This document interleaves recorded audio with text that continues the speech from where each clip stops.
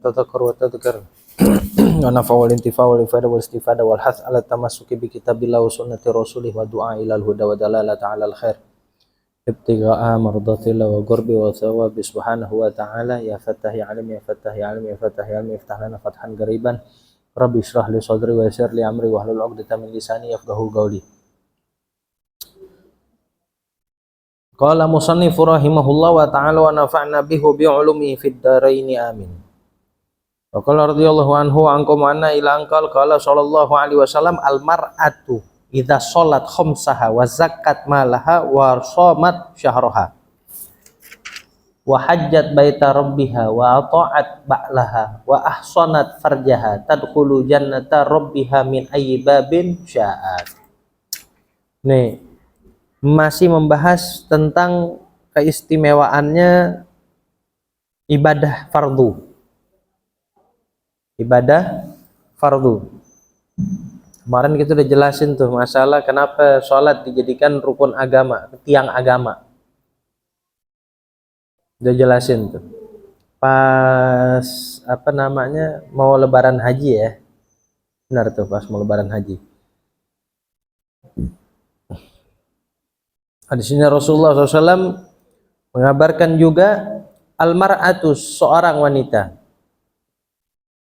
Kata beliau, seorang wanita apabila dia sholat yang 5 waktu, wa zakat malaha, dan dia menzakati hartanya, wa shomat syahroha, dan dia berpuasa di bulan Ramadan, wa hajjat baita rabbiha, dan dia berhaji ke rumah Tuhannya yaitu Ka'bah, wa ata'at ba'laha, dan dia mentaati suaminya, wa ahsanat farjaha, dan dia menjaga kemaluannya, harga dirinya, dia nggak selingkuh, dia nggak main serong sama laki-laki lain. Tadkhulu jannata rabbiha min ayyi babin sya'at. Maka besok pada hari kiamat setelah melalui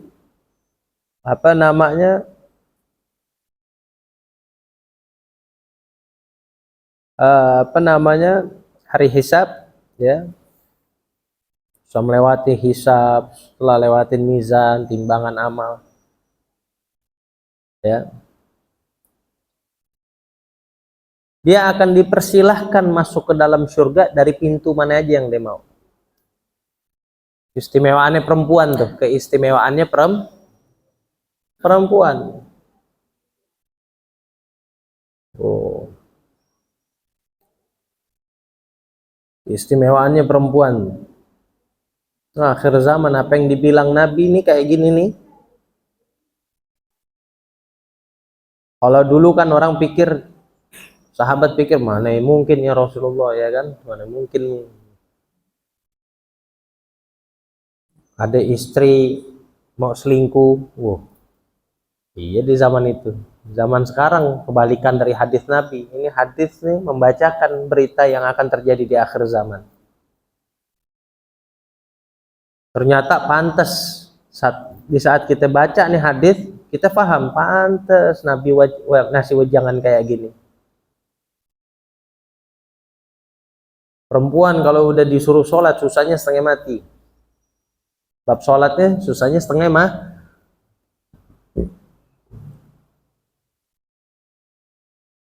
punya harta mau zakat susah karena dia lebih pikir lebih besar pikirannya kemana? Ke belanjaannya, ke shoppingnya dia.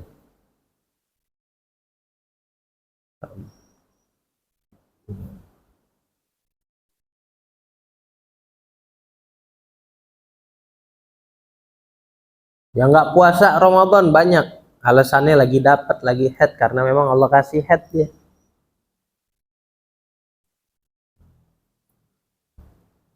Terus apa lagi? Wanita-wanita karir banyak yang kaya raya. Mampu pergi haji, dia nggak pergi haji. Padahal ada kawannya, ada muhrimnya. Pokoknya mencukupi syarat-syaratnya dia buat pergi haji. Kalau perempuan kan bukan cuma sekedar mampu, tapi mesti ada muhrim yang nemenin dia kalau mau safar jauh. Banyak wanita karir yang kondisinya menututin semua syaratnya, tapi dia nggak pergi haji. Nah, yang paling lebih apa namanya sering terjadi masalah wa ata'at ba'laha, mentaati suaminya. Mentaati suaminya.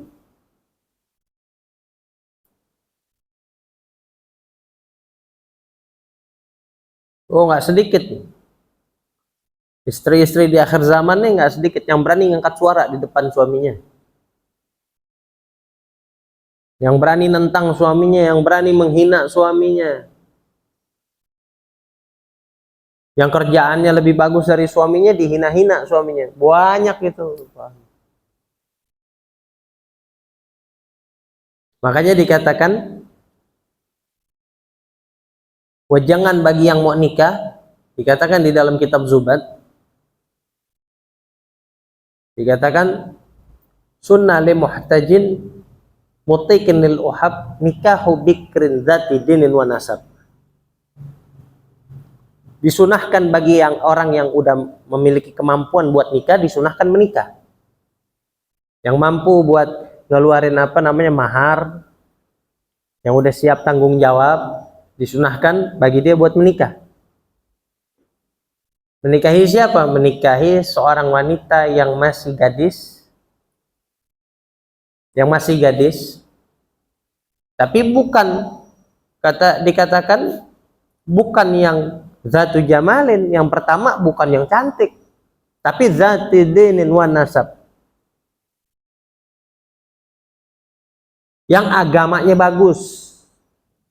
Tuh perempuan gadis yang agamanya bagus.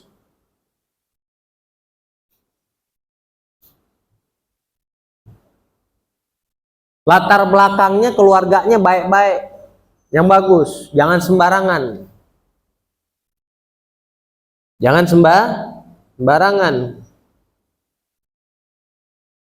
Kalau ente sembarangan, jangan ente sesalin di kemudian hari. Istri ente ternyata manis di depan, di belakang berani angkat suara.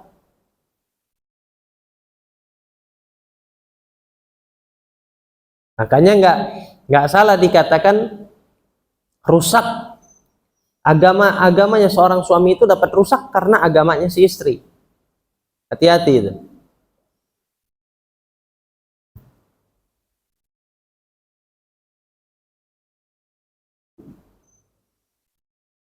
Ini udah jarang nih. Zaman sekarang nih udah jarang pertimbangan-pertimbangan kayak gitu, udah jarang. Ngelihat anaknya pacaran udah bertahun-tahun, kiranya cocok, udah main kawinin aja. Kebijaksanaan seperti yang diajarkan sama Nabi udah banyak yang luput. Nanti begitu udah ada kejadian-kejadian yang pahit, yang nggak enak, baru nyesel. Punya mantu berani kurang ngajar sama mertua. Si anak kena pengaruh yang nggak baik. Akhirnya apa? Anak pun nggak bisa mendidik, merukunkan hubungan antara menantu dan orang tuanya.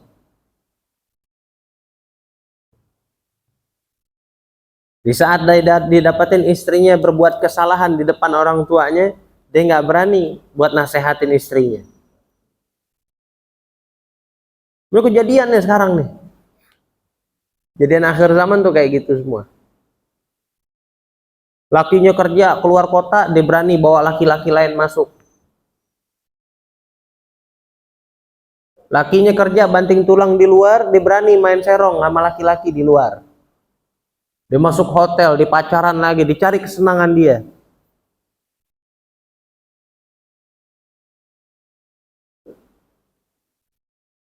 Dia rasakan hidup sama suaminya ini dari segi ekonomi nggak ada kemajuan, dicari laki-laki yang lebih mapan. Naudzubillah. Allahumma fadna wa iyyakum insyaallah. Min syarril fitan. Karena Allah jaga kita daripada keburukan fitnahnya akhir zaman. Makanya diingetin sama Nabi. Padahal perempuan itu gampang kalau mau masuk surga. Paling gampang Manusia paling gampang masuk surga perempuan. Asal dia jalanin sholat 5 waktu, dijaga, puasa Ramadan, zakat, berhaji kalau dia mampu, mencukupi syarat-syaratnya, dia taatin suaminya, dia jaga kemaluannya dari yang bukan muhrimnya, maka besok dipersilahkan sama Allah Ta'ala buat masuk ke dalam surganya Allah dari pintu mana aja yang dia mau. Dari pintu mana aja yang dia mau. Bebas.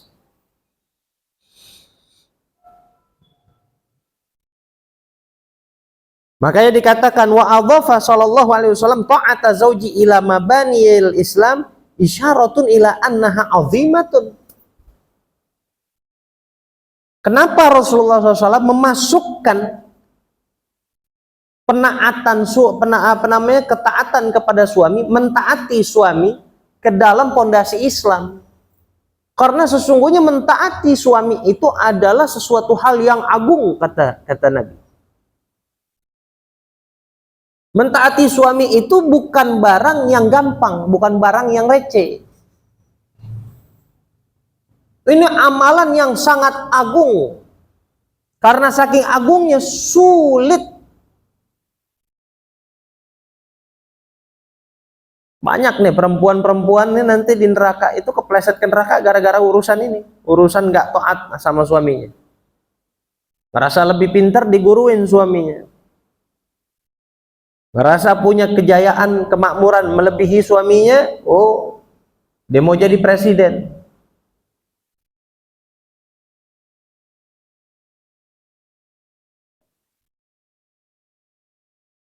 Kita nggak diajarin kita sama syariat, sama Nabi. Kita nggak diajarin sama Allah Ta'ala buat neken istri kita, enggak. Kita disuruh didik, ar-rijalu qawwamuna 'alan nisa. Kita ini mendidik para istri. Bukan berarti kita tabokin, kita ini, oh enggak begitu juga caranya. Kita disuruh didik mereka. Dan kita nggak diajarin takut sama istri. Nggak diajarin takut sama istri. Nggak boleh kita takut. Karena kenapa? Kalau kita takut sama istri, nanti nafsunya istri yang menduduki kita. Kita nggak boleh takut. Kita mesti bijaksana, tegas, dan juga jangan lupa kasih sayangnya sama istri. Kasih sayangnya sama istri. Nah, dengan kasih sayang itulah nanti kita bisa tahu kapan waktunya kita ngalah, kapan waktunya kita bicara, kapan waktunya kita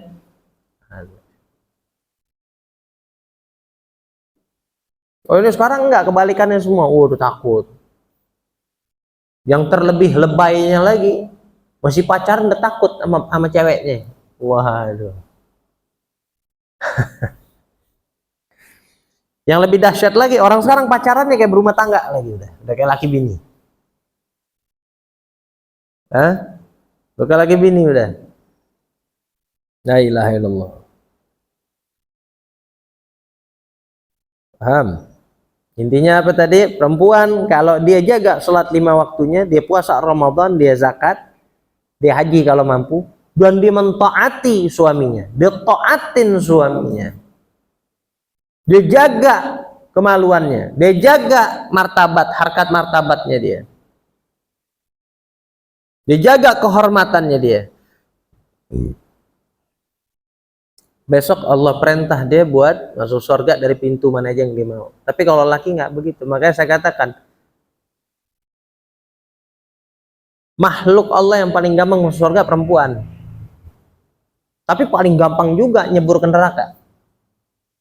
Paling gampang juga nyebur ke neraka. Gampang banget. Saking agungnya ini masalah mentaati suami, sampai Nabi bilang, kalau seandainya Allah Ta'ala memperbolehkan hambanya untuk sujud kepada selainnya, kepada selain Allah, maka saya akan perintahkan para istri untuk sujud di hadapan suaminya. Bahkan di dalam kitab Mughasyafatul Qulub ada sebuah riwayat dikatakan sama Nabi, wahai wanita, seandainya suami kamu ini dari ujung rambut sampai ujung kaki itu dipenuhi dengan luka, lukanya itu bernanah lagi, ente bersihin dengan ente jilatin, ente bersihin dengan ente jilatin, ente bersihin dengan lidah ente itu, maka itu niscaya belum mencukupi tanda taatnya kamu kepada suami, kata Rasulullah SAW.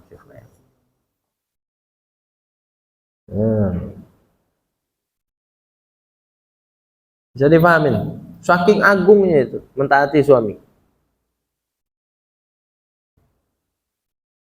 Kunci surganya istri itu ada di suami.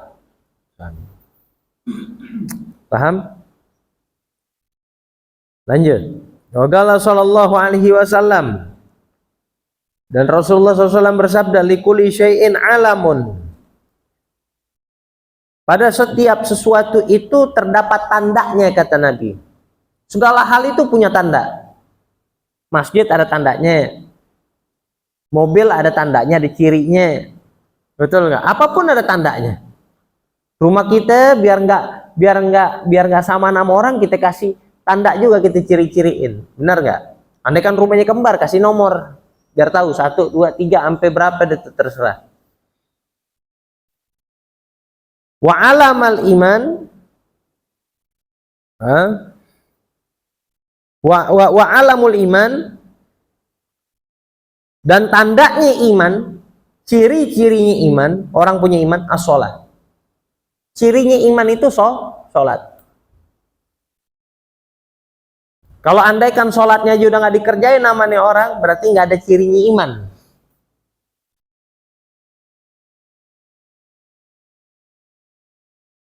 Ente percaya sama anda kalau anda punya mobil, tapi nggak ada wujudnya, cuma ada suratnya doang, STNK-nya, percaya? Percaya nggak? Percaya nggak tuh? Hah? Enggak. Gimana mau percaya? Cuma suratnya doang. Tapi kalau wujud mobilnya ada di depan mata kita, ente percaya anda punya mobil, walaupun suratnya nggak kasih lihat.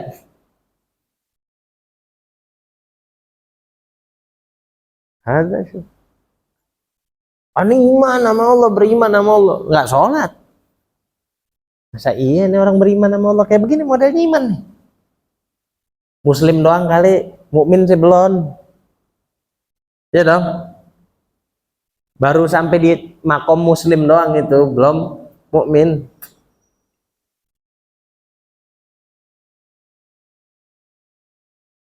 Makanya kata Nabi, ciri atau tanda buktinya iman itu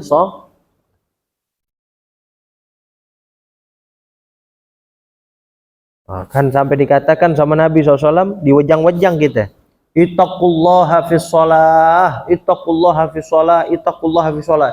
Takutlah kalian kepada Allah di dalam sholat, takutlah kalian kepada Allah di dalam sholat. 3 kali diulang-ulang sama Nabi.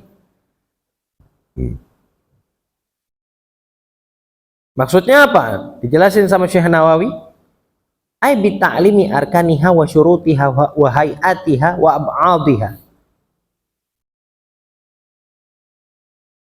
Maksudnya itu, takutlah kalian kepada Allah Ta'ala di dalam urusan sholat dengan kamu pelajarin tuh ilmunya sholat.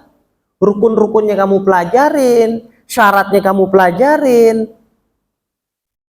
bentuk-bentuknya kamu pelajarin, gerakannya kamu pelajarin, wa ab'adhiha, dan sunah-sunahnya kamu pelajarin, sunah ab'adnya kamu pelajarin,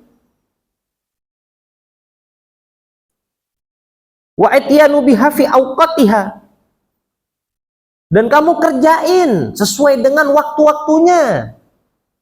Waktunya zuhur kamu kerjain zuhur, waktunya asar kamu kerjain asar, waktunya maghrib kamu kerjain maghrib, dan seterusnya kayak begitu.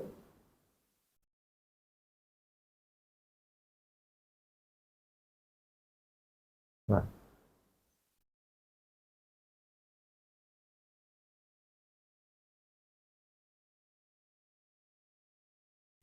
Paham nggak tuh? Hmm.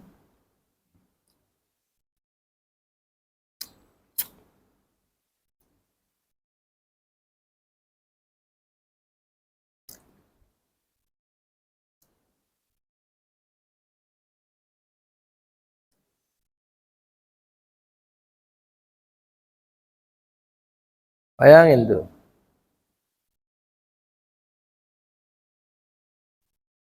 Wa takrirul jumlati salasan limazidi ta'kid. Rasulullah SAW itu mengulang-ulang ittaqullaha fi sholat. 3 kali diulang itu tujuannya apa? Untuk menguatkan. Untuk menguatkan sebagai sinyal untuk kita, ya. Rasulullah mengasih sinyal untuk kita, menguatkan.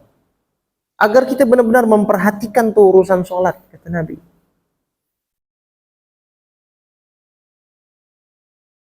Wattaqullaha fima malakat aimanukum. Dan takutlah kalian kepada hamba saya yang kamu punya. Karena nggak ada yang punya. Nah, ini yang ketiga, ittaqullaha fi dha'ifain. Dan takutlah kalian kepada Allah, bertakwalah kalian kepada Allah di dalam urusan 2 orang lemah. Siapa? Al-mar'atil armalah, wanita janda, wasabiyil yatim, dan anak ya.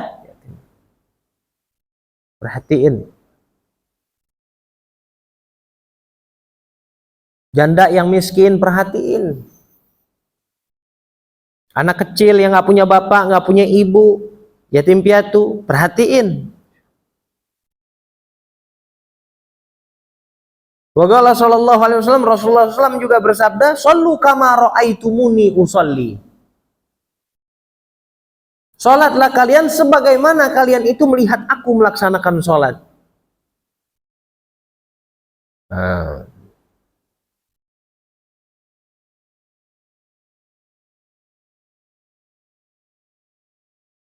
Paham?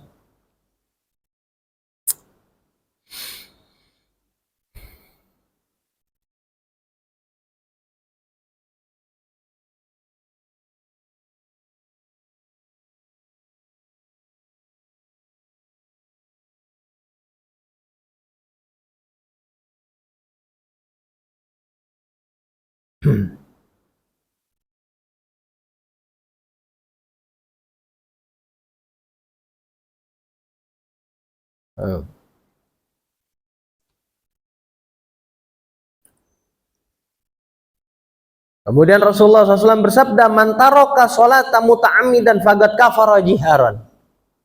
Barang siapa yang meninggalkan sholat secara terang-terangan, maka sesungguhnya dia telah kufur secara terang-terangan. Barang siapa yang meninggalkan sholat secara sengaja, maka sesungguhnya dia telah kafir secara terang-terangan, kata Nabi. Maksudnya apa nih? Istaujaba uqubata man kafara au qaraba ayak furo. Maksudnya apa? Kafir secara terang-terangan bukan berarti oh ini kita kafir-kafirin ini orang, bukan. Maksudnya dia berhak layak mendapatkan siksaan yang akan Allah berikan kepada orang-orang kafir. Atau dia mendekati kekufuran. Maksud dari hadis itu begitu.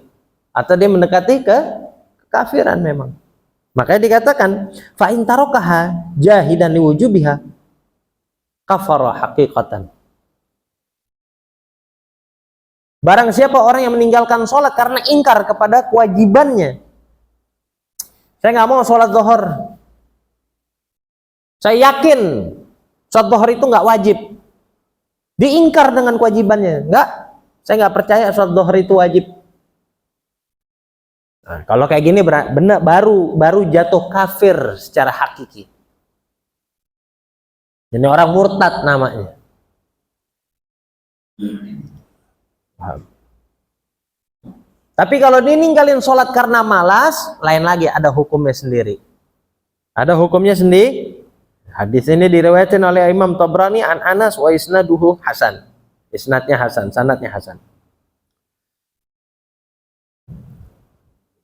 Wa qala sallallahu alaihi wasallam as-shalawatul khamsu kafaratun lima bainahuma majtunibatil kabair. Kata Rasulullah SAW, salat yang 5 waktu itu akan menjadi sebuah tebusan, penghapus dari dosa-dosanya kita. Tapi dengan catatan ma'ujtunibatil kabair. Kalau antara dari sholat yang satu dengan sholat yang setelahnya terjaga dirinya daripada dosa besar. Kita habis sholat apa tadi? Maghrib. Kita jaga diri kita nggak ngelakuin dosa besar. Masuk waktu Isya. Kita sholat. Dosa kita antara maghrib sama Isya gugur. Dosa-dosa kecil tuh nggak jadi ada. Begitu juga tuh dari Zuhur ke Asar, dari Asar ke Maghrib, dari Maghrib ke Isya ke subuh lagi, muter ya kayak gitu. Akan menjadi pengampun atas dosa-dosa yang terjadi di antara 2 sholat tersebut yang kita nggak tahu. Dengan catatan kita nggak buat dosa besar. Kalau kita buat dosa besar, sistemnya nggak aktif langsung, tertolak aktivasinya. Aktivasi pengampunan dosanya tertolak. Paham deh?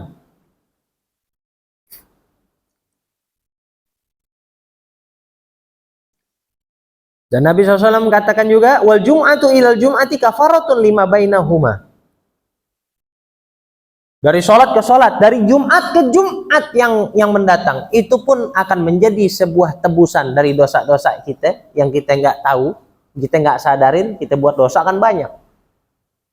Tapi dengan catatan kita jaga diri kita dari dosa besar. Waziyadatu salasati ayam. Ditambah 3 hari. Maksudnya apa ditambah 3 hari? Allah lipat gandakan bahkan pahalanya. Allah lipat gandakan sebanyak 3 hari. Satu harinya itu bernilaikan 10 kelipatan. Maksudnya jadi 30 kali lipat. Dilipat gandakan sebanyak 30 kali lipat lagi. Makanya dikatakan sama Rasulullah SAW, ini diutarakan oleh Imam Al-Ghazali dalam kitab Ihya Ulumuddin, mathulu sholawatil khamsi kamathalin naharin azbin ghamrin bibabi ahadikum. Ente tahu perumpamaan sholat 5 waktu kata Nabi ini? Nabi bilang ke sahabat-sahabatnya, kalian tahu perumpamaan sholat 5 waktu ini? Itu layaknya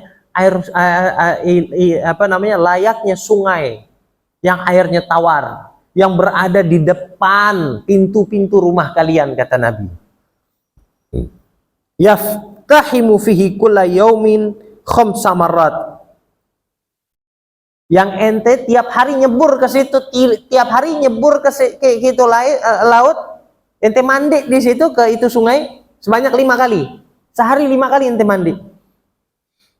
Fama tarawna dzalika yubqi min daranihi. Apa menurut kalian, kata Nabi SAW, ada orang mandi sehari 5 kali. Apa mungkin ada sisa kotoran di badannya? Apa mungkin masih ada kotoran yang nempel di badannya? Kata sahabat, bala, nggak mungkin ya Rasulullah, 5 kali sehari dia mandi. Dia mandi 5 kali sehari. Nggak mungkin ada kotoran lagi udah di badannya. Kata Nabi, qalu la syai'a. Ugala sallallahu fa inna shalawatil khamsa tudhibu dzunuba kama yudhibul ma'u ad-darana. Begitulah perumpamaan sholat 5 waktu yang kamu kerjakan. Ente sholat sehari 5 kali, perumpamannya kayak tadi ente mandi di air sungai yang bersih, air tawar, jernih, bagus tuh air. 5 kali sehari ente mandi. Karena sholat dapat mencuci dosa kita daripada kotoran-kotoran. Sama kayak air tadi, kata Nabi. Sama kayak sesungguhnya sholat 5 waktu itu dapat menghilangkan dosa seperti air. Seperti mana air dapat menghilangkan kotoran. Kama yudhibul ma'u ad-daran. Paham? Makanya dikatakan terakhir sama Nabi, man jama'a sholatain min ghairi udhrin faqad ata baban min abwabil kabair. Tadi kan udah dijelasin. Paham nggak? Kita kembali lagi yang tadi itu. Tadi dikatakan kan, Wa ityanu biha fi awqatiha. Kita disuruh, diperintah sama Nabi untuk mengerjakan sholat sesuai dengan runut waktu-waktunya. Zuhur kerjain zuhur, asar kerjain asar, maghrib kerjain maghrib, isya kerjain isya, subuh kerjain subuh. Maksudnya apa? Jangan digabung-gabung. Makanya kata Nabi, barang siapa yang menggabung dua sholat, zuhur sama asar ente gabung tanpa adanya uzur. Tanpa adanya uzur. Uzurnya apa ya? Seperti safar, hujan besar nih, penjelasannya ada di fikih. Ente nggak ada uzur, nggak ada apa, wala apa, ente gabung-gabung sholat. Barang siapa yang melakukan hal tersebut, kata Nabi, faqad ata baban min abwabil kabair, maka sesungguhnya dia telah mendatangi salah satu dari pintu-pintu dosa besar, kabair. Paham tuh? Paham ya? Agung, masya Allah, mulia, istimewa banget sholatnya, istimewa banget, sangat istimewa. Mudah-mudahan Allah jadiin kita orang-orang yang istiqomah di dalam melaksanakan ibadah fardu, menjaga sholat yang 5 waktu. Allah jadiin kita pemimpin-pemimpin rumah tangga yang benar, yang baik, yang dapat menjadi contoh bagi keluarga yang dipimpin. Dan semoga istri-istri kita dijadikan sama Allah Ta'ala istri yang salihah, istri yang taat kepada suami, sehingga rumah tangga kita dapat mengantarkan kita kepada keridhaan ilahi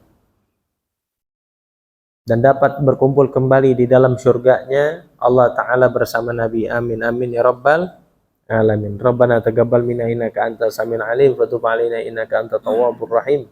Rabbana atina fid dunya hasanatan wa fil akhirati hasanatan wa qina adzabannar. Wa sallallahu ala sayyidina Muhammadin nabiyil ummi wa ala alihi wa sallam. Walhamdulillahirabbil alamin. Besok masuk bab berapa berarti ya? Bab berapa ya?